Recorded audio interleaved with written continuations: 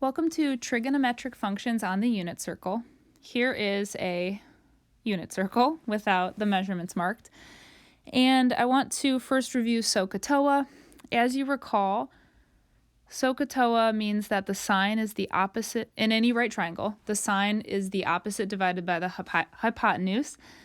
The cosine is the adjacent divided by the hypotenuse, and the tangent is the opposite divided by the adjacent. Now, sine, cosine, and tangent, spelled S-I-N-E, S-I-N-E, and tangent, are the three main trig functions, and they are basically just ways to describe an angle. So if the sine is very large, it means that the ratio of the opposite side of that angle to its hypotenuse is big. That's kind of all it means. They're just different ways to kind of describe an angle.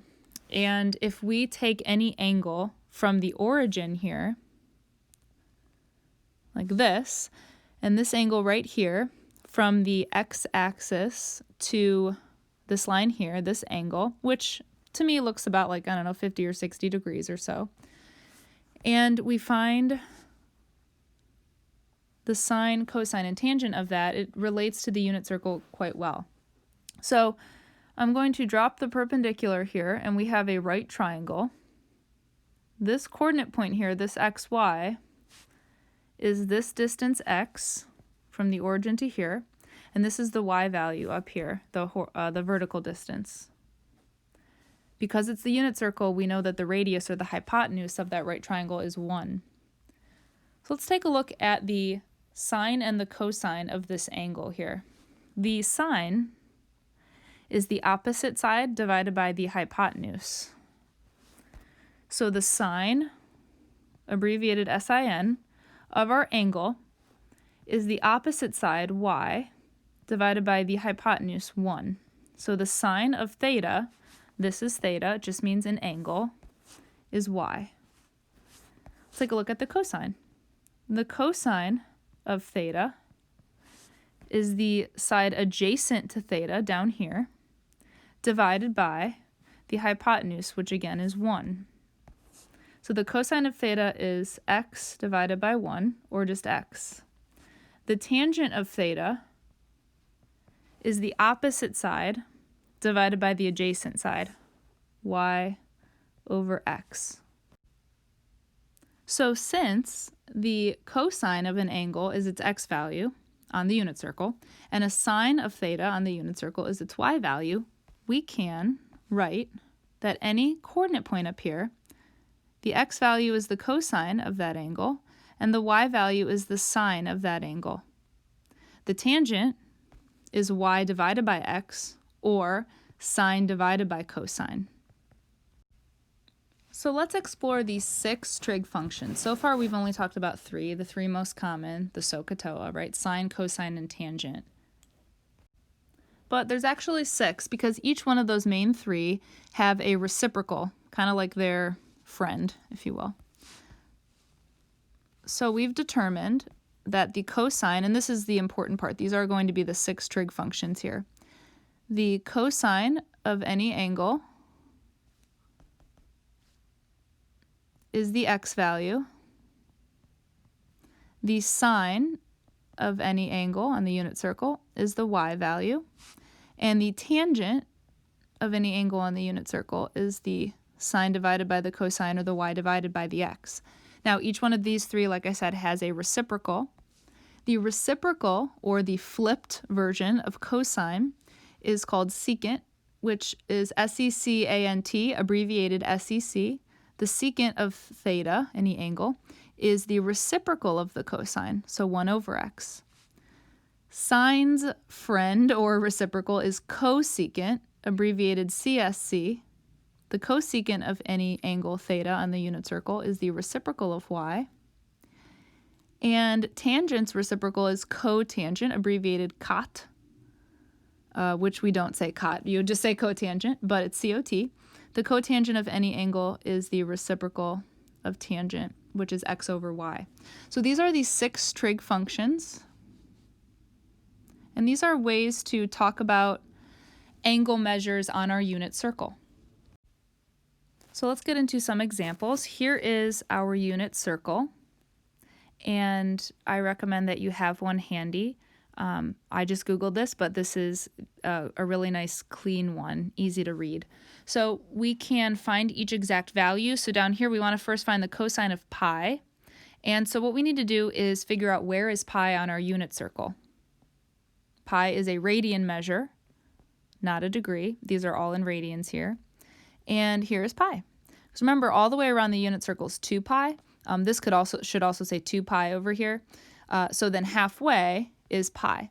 And the cosine of pi, remember cosine is the x value at any angle. So here at pi, all the way over here, the x value is -1, goes xy. So the x value is -1. So therefore the cosine of pi is -1. For number 2 here, we want to find the sine of 4 pi over 3. So we're going to figure out where is 4 pi over 3. 4 pi over 3 is greater than pi. It's bigger. So it's down here. It's more than pi all the way around the unit circle. So here it is. It's an obtuse angle. And sine is the y value at that location. So the y value at that location is -√3 over 2.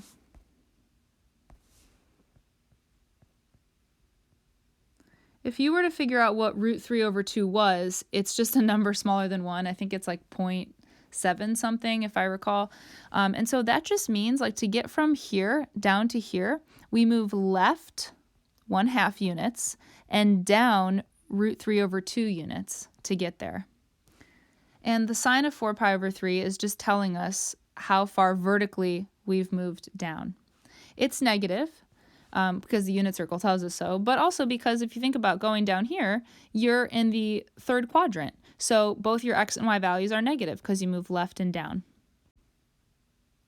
Here are 2 more examples. So let's find the tangent of 3 pi over 2. 3 pi over 2 is here. It's one of the 5 main locations on the unit circle on the axis here, the y-axis. And the tangent is y over x. Now, anytime you have fractional values, tangent, secant, cosecant, or cotangent, see how these are all fractions when we find them, we do have the possibility that what is in the denominator is 0, and therefore the value could be undefined. Remember, we can't divide by 0. So let's take a look at the tangent of 3 pi over 2. Tangent's the y value divided by the x value. So down here, our y value is -1, and our x value is 0. So when we write it, we'll have -1 over 0. In math, we cannot divide by 0, so this is not our answer. Our answer is that this value is actually undefined. So if you ever divide by 0, you are undefined. For number 4, we want to find the secant of pi over 6. Pi over 6 is very small. It's only 1/6 of a pi. 1 whole pi is all the way over here, so 1/6 of it is just a small sliver here. This is in the first quadrant. This is actually 30 degrees. The secant is the reciprocal of the x value. I don't like looking at it as 1 divided by the x because that's confusing. I don't want to write 1 divided by √3 over 2. That's a lot of fractions. Instead, I like to think about this as instead the flipped version, or the reciprocal of the x. So our x value is √3 over 2, so its reciprocal is 2 divided by √3. Now in math, we don't like radicals in the denominator. So we're going to do what's called rationalizing the denominator and make it a rational number instead of this irrational √3. The way that we do that is we multiply the top and the bottom by that issue, √3. So in our numerator, we'll get 2 times √3, or 2 √3. In our denominator, we'll have √3 times √3, which is √9, which is just plain old 3. And 3 is a rational number, unlike √3. So we have rationalized the denominator. Just so you know, this value here and this value here are exactly the same. This is just an inappropriate way to write a final answer, whereas this is the appropriate way. All right, let's do 2 more examples. We want to find the cotangent of pi over 2. Pi over 2 is here. It's half of a pi. It is 90 degrees. The cotangent is the x value divided by the y value, or the reciprocal of the tangent. All right, so let's see what our x value is. Our x value is 0, and our y value is 1. So to write x over y, we'll have 0 divided by 1. 0 in the numerator is perfectly legal mathematically, so long as there's no 0 in the denominator. What is 0 out of 1? It is 0. Please write your final answer as 0 and not 0 over 1. This is a silly way to write an answer. Write it as 0.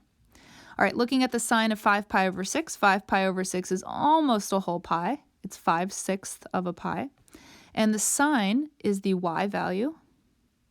So the y value here is 1/2. And that's our answer. Can't really do anything to it. There's no, radicals in the denominator. We're good. So there are 6 trig functions. Here they are.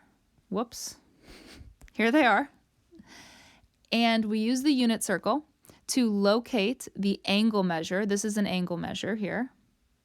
And the 6 trig functions listed here are just descriptors of that. So they're the x-coordinate, y-coordinate, or some variation of those. If you have a unit circle handy, which you always can, right, especially when working virtually, when you have this handy, it's really easy to figure out what all these are. As long as you know what the 6 trig functions are, you should be fine.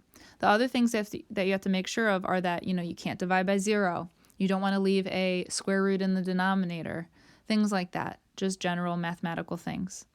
And that is how you find trig functions on the unit circle.